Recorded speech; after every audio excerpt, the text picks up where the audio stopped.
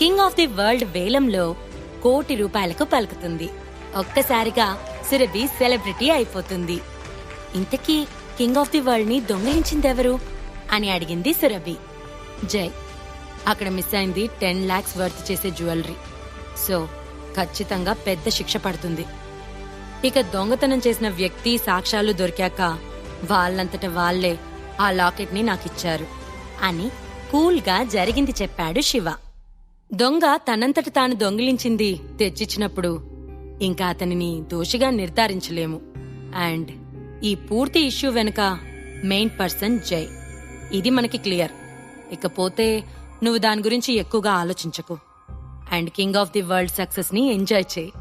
నేనేమి జైని ఊరికే వదిలిపెట్టను. ఇప్పటికే ఈ రికార్డింగ్ కాపీ జై ఇంటికి పంపించాను అని చెప్పాడు శివ. ఏంటి? ఏం మాట్లాడుతున్నావు శివ?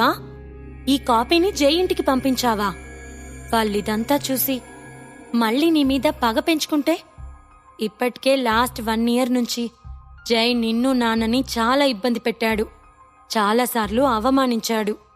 అలాంటిది ఇప్పుడు ఊరికే వదులుతాడా అని ఆందోళనగా అన్నది సురభి.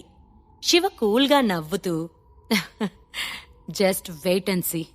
జై కుటుంబం అంతా వచ్చి నీకు నీ పేరెంట్స్కి క్షమాపణ చెప్తారు అని దృఢంగా చెప్పాడు. నిజంగా ఇది జరుగుతుందా అన్నది సురభి. ఖచ్చితంగా జరుగుతుంది అని నమ్మకంగా చెప్పాడు శివ. సరిగ్గా అదే సమయంలో జూబ్లీ హిల్స్ లో ఓ విలాసవంతమైన విల్లాలో, అబ్బా నాన్న ప్లీజ్ నన్ను కొట్టకండి, మీరు నన్ను ఇలా కొడితే నేను ఇంట్లో నుంచి వెళ్ళిపోతాను లేదా చచ్చిపోతాను అని బాధాకరమైన అరుపులు ఆ ఇంటిని దాటి బయటకి వచ్చాయి. జైకి అసలు అర్థం కావట్లేదు.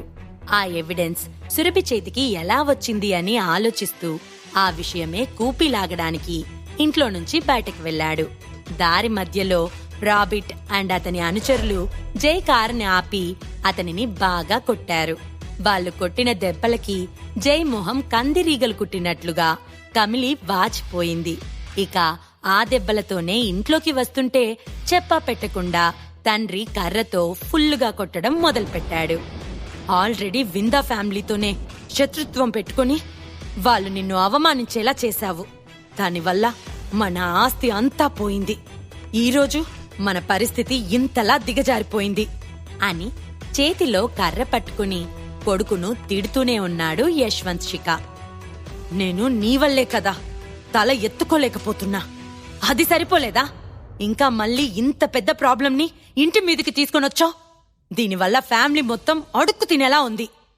ఇంత సిగ్గులేని ఎదవగా పుట్టావేంట్రా అని మరొకసారి తన చేతిలో ఉన్న కర్రతో కొడుకుని కొట్టాడు యశ్వంత్. అయ్యో యశ్వంత్, ఇక ఆపండి. ఎందుకింకా వాణ్ణి కొడుతున్నారు?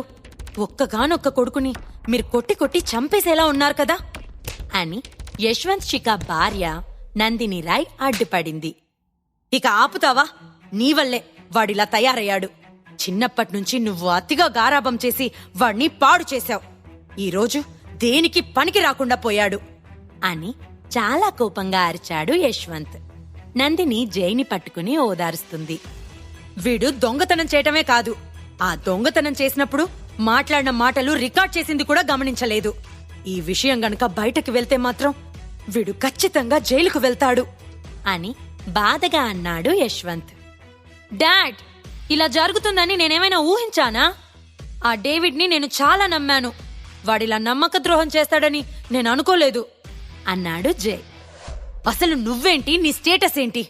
నువ్వు పోయి డేవిడ్ ని ఈ పనికి కలవటమేంటి? అసలు కాస్తైనా బుద్ధుండే పనులు చేస్తున్నావా నువ్వు? సరే, ఆర్నమెంట్ ని దొంగిలించడం మాట అటుంచు. అసలు నువ్వు చెప్పిన మాట డేవిడ్ వింటాడని ఎలా అనుకున్నావు? నువ్వు ఆ లాకెట్ ఉంచుకో అని చెప్పాక కూడా వాడు నిన్ను ఇరికించాడు. ఏదైనా ఓ పని చేసేటప్పుడు ఆలోచించి చేయాలి అని విసుక్కున్నాడు యశ్వంత్. డాడ్, ఇదేం పెద్ద విషయం కాదు. మీరీరోజు న్యూస్ చూడలేదా? సురభి ఇప్పటికే ఆ లాకెట్ ని ఎగ్జిబిషన్ లో పెట్టింది. వేలం ద్వారా అమ్మేసింది కూడా.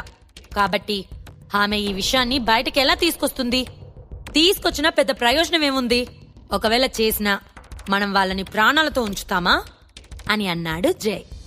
కొడుకు తెలివి తక్కువతనం చూస్తుంటే యశ్వంత్కి చాలా కోపం వస్తుంది. నువ్వొప్పానికి రాని వెదవ్వి, ఇంత తెలివి తక్కువ మాటలు మాట్లాడడానికి నీకు సిగ్గుగా అనిపించడం లేదా? నేను షికా గ్రూప్స్లో ఉండటం నీకిష్టం లేదా?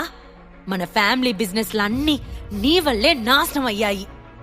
10 lakhs వాల్యూ అయిన గోల్డ్ని దొంగలిస్తున్నప్పుడు ఆ దొంగలించడానికొచ్చిన దొంగల గుంపుకి నువ్వు సహాయం చేశావని డైరెక్టర్స్ గ్రూప్లో తెలిస్తే అనంత్ నిన్ను ఊరికే వదిలిపెడతాడనుకుంటున్నావా? నేనే ఇదంతా చేయిస్తున్నానని అనుకుంటాడు. నేను నిన్ను కాపాడ్డానికి అతని కాళ్ళు పట్టుకోవాల్సి ఉంటుంది. ఇది గనక బయట పడితే మాత్రం షికా ఫ్యామిలీ బరువంతా పోతుంది.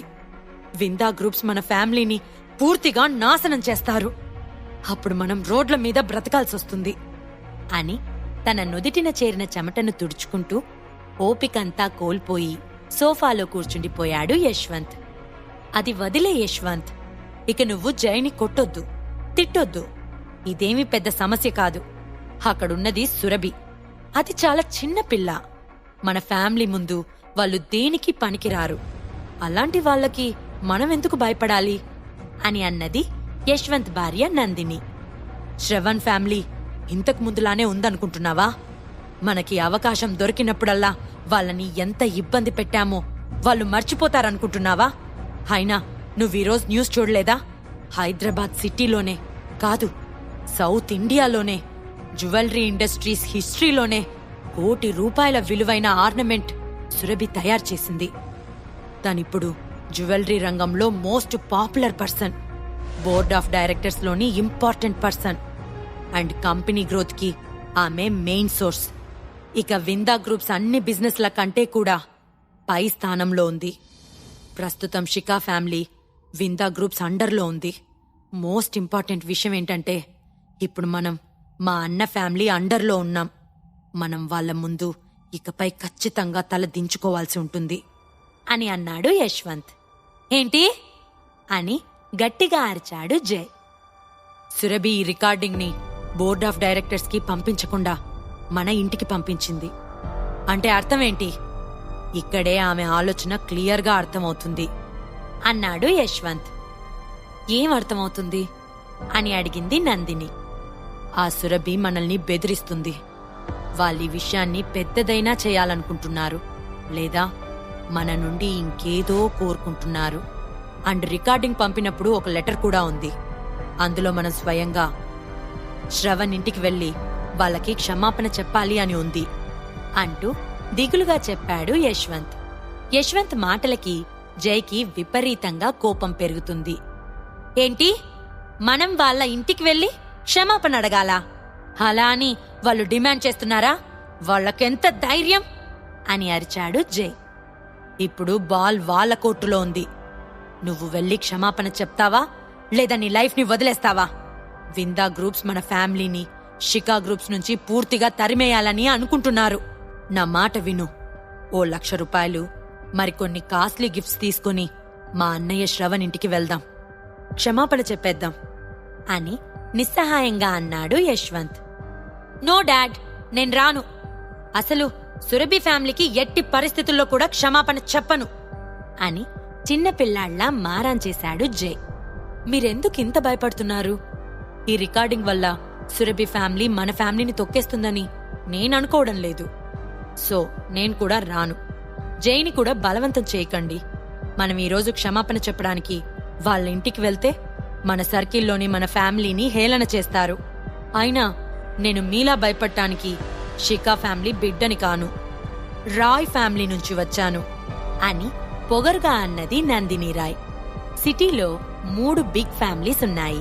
1 రాయ్ ఫ్యామిలీ, అయితే 2 మేధా ఫ్యామిలీ, 3 విందా ఫ్యామిలీ. ఈ 3 ఫ్యామిలీస్ కూడా హైదరాబాద్లోనే కాకుండా బాంబే సిటీలో కూడా డీప్ ఫౌండేషన్ ని కలిగి ఉన్నాయి. ఈ ఫ్యామిలీస్ కి సిటీలో పెద్ద స్ట్రెంగ్త్ అండ్ ఇన్ఫ్లుయెన్స్ కూడా ఉంది. షికా ఫ్యామిలీతో పోలిస్తే వీళ్లంతా ఓ మెట్టు పైనే ఉన్నారు. అందుకే నందిని భర్తని అలా శాసించగలుగుతుంది. చూడు నందిని, ఆ దొంగ డేవిడ్ గాడు మోస్ట్ వాంటెడ్ క్రిమినల్. వాణ్ణి పట్టుకోవడం సురభికి కుదురుతుందా? అయినా అందర్నీ షాక్కి గురిచేస్తూ వాణ్ణి పట్టుకోవడమే కాకుండా ఆర్నమెంట్ ని వెనకకు తీసుకొచ్చారు. దానికి సంబంధించిన సాక్ష్యాలన్నీ కూడా సేకరించారు. సురభి ఫ్యామిలీ వెనుక ఎవరో శక్తివంతమైన వాళ్ళున్నారు. వాళ్ళే ఇదంతా చేస్తున్నారు. డేవిడ్ని కనిపెట్టి అతని నోటితో నిజం చెప్పించి మనల్ని ఇరికించారు. ఇదంతా ఓ పెద్ద ఉచ్చులా ఉంది. ఈ ఉచ్చులో మనం బిగుసుకోకముందే ఈ ప్రాబ్లం నుంచి బయటపడాలి. ఓసారి ఆలోచించండి అని చాలా సున్నితంగా చెప్పాడు యశ్వంత్. నందిని మొహం చిట్లించింది. ఏదేమైనా తెర వెనుక ఎవరో ఉండి ఇదంతా చేయిస్తున్నారు. ఈ విషయాన్ని నా వైపు నుండి ఆలోచిస్తే మన ఫ్యామిలీని లక్ష్యంగా చేసుకున్న వ్యక్తి సురభి ఫ్యామిలీకి హెల్ప్ చేసుండొచ్చు. ఇప్పుడు మన సిచ్యువేషన్ అతని అండర్లో ఉంది. కాబట్టి మనం శ్రవణ్ అన్నయ్య ఇంటికి వెళ్లి క్షమాపణ చెప్పాలి. ఈ ఒక్కసారి నా మాట విను అని అన్నాడు యశ్వంత్. ఇక నందిని ఏమీ మాట్లాడకపోయేసరికి యశ్వంత్ జైని లాక్కొని వెళ్లి కారెక్కించాడు. అలానే శ్రవణ్ శిఖాకి కాల్ చేశాడు. సురభి ఇల్లు. శివ తన రూంలో కూర్చొని యోగా చేస్తున్నాడు. మరోవైపు సురభి, రేణుకాదేవి హాల్లో కూర్చొని టీవీ చూస్తున్నారు. టీవీలో కూతుర్ని చూసుకుని రేణుకాదేవి ఉప్పొంగిపోతుంది. తన కూతురు ఆర్నమెంట్స్ డిజైన్స్ లో పెద్ద పేరు తెచ్చుకోవడమే కాకుండా కంపెనీలో చీఫ్ డిజైనర్ గా స్థానాన్ని సంపాదించుకుంది. అదే సమయంలో శ్రవణ్ బయటకు వెళ్లి ఇంటికి వస్తున్నాడు.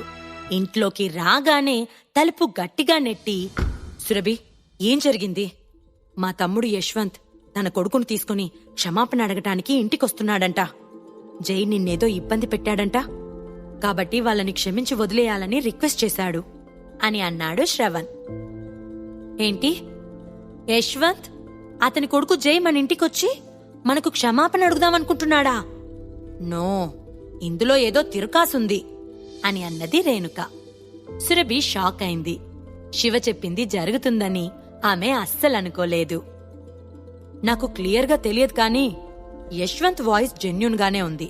అతను క్షమాపణ చెప్పాలని అనుకుంటున్నట్లుగానే అనిపించింది అని సందేహంగా అన్నాడు శ్రవణ్. యశ్వంత్ మీ పట్ల ఇంత మర్యాద చూపిస్తాడని నేనెప్పుడూ అనుకోలేదు అని సురభి వైపు తిరిగి, ఏంటి సురభి, ఏం జరుగుతుంది అని సీరియస్ గా అడిగింది రేణుకాదేవి. సురభి ఒక్క క్షణం పాటు తడబడినా ఆ వెంటనే, నేను డిజైన్ చేసిన కింగ్ ఆఫ్ ది వరల్డ్ ని ఎవరో దొంగిలించారు అనే విషయం మీకు గుర్తుంది కదా? ఈ సంఘటన మొత్తానికి కూడా తెర వెనక ఉండి నడిపించింది జై. దానికి సంబంధించిన సాక్ష్యం కూడా మన దగ్గరే ఉంది అని కూల్గా చెప్పింది సురభి. ఏంటి, జై ఇంత పని చేశాడా? వాడు నిన్ను కంపెనీలో నుంచి వెళ్లిపోయేలా చేయాలనుకున్నాడు. అయినా రికార్డింగ్ ఎక్కడుంది? మీరు దాన్ని ఎలా కనుక్కున్నారు అని కోపంగా అడిగింది రేణుకాదేవి. నిజానికి ఆ మిస్ అయిన ఆర్నమెంట్ కంపెనీ కనుక్కొని ఉంటుందని అనుకుంది రేణుకాదేవి. కాని ఆ పని చేసింది శివ అని ఆమె అస్సలు అనుకోలేదు. రికార్డింగ్ నా దగ్గరే ఉంది అండ్ ఇదంతా శివ కనిపెట్టాడు అన్నది సురభి. ఏంటి, శివనా? అతనిలో ఇంత టాలెంట్ ఉందా అని అనుమానంగా శివ రూం వైపు చూసింది రేణుకాదేవి. హా, అవును అన్నది సురభి. శివ తన కళ్ళు మూసుకుని పూర్తి ధ్యానంలో ఉన్నాడు. శివా, ఒకసారి బయటికి రా అని గట్టిగా పిలిచింది రేణుకాదేవి. అప్పుడే ధ్యానం ముగించుకున్న శివ వెంటనే తను చేస్తున్న పనిని ఆపేసి రేణుకాదేవి దగ్గరికి వచ్చాడు. శివ, నువ్వు జెన్యూన్ గా ఆన్సర్ చెప్పు. సురభి తయారు చేసిన కింగ్ ఆఫ్ ది వరల్డ్ ని, ఈ సాక్ష్యాన్ని నువ్వే కనుక్కున్నావా అని సందేహంగా అడిగింది రేణుకాదేవి. నాకు హెల్ప్ చేయమని నేను నా ఫ్రెండ్ని అడిగాను. అతను ఓ ప్రైవేట్ డిటెక్టివ్ అని చెప్పాడు శివ. అమ్మా, ఈ విషయంలో శివ నాకు హెల్ప్ చేయడమే కాదు, అతను తన ఫ్రెండ్కి 1,00,000 రూపాయలు ఫీజిచ్చాడు అన్నది సురభి. అయినా కాని ఈ శివని నమ్మొద్దు సురభి, మోసం చేస్తున్నాడు అంది రేణుకాదేవి. యశ్వంత్ అంత పట్టుపట్టి జైని శ్రవణ్ ఇంటికి తీసుకొనొస్తున్నాడు. జై నిజంగా క్షమాపణ చెప్తాడా లేదా వాళ్ళు మరేదైనా ప్లాన్ చేసుకుని వస్తున్నారా? రేణుకాదేవికి ఇంకా శివ అంటే ఎందుకంత కోపం? సురభికి శివ చూపిస్తున్న ప్రేమ ఇప్పటికైనా అర్థమవుతుందా? ఈ ప్రశ్నలకు సమాధానాలు తెలుసుకోవాలంటే నెక్స్ట్ ఎపిసోడ్ వినాల్సిందే. క్రింద ఇచ్చిన లింక్ ని క్లిక్ చేసి పాకెట్ ఎఫ్ఎం యాప్ ని ఇన్స్టాల్ చేసుకోండి. Stay tune to pocket FM.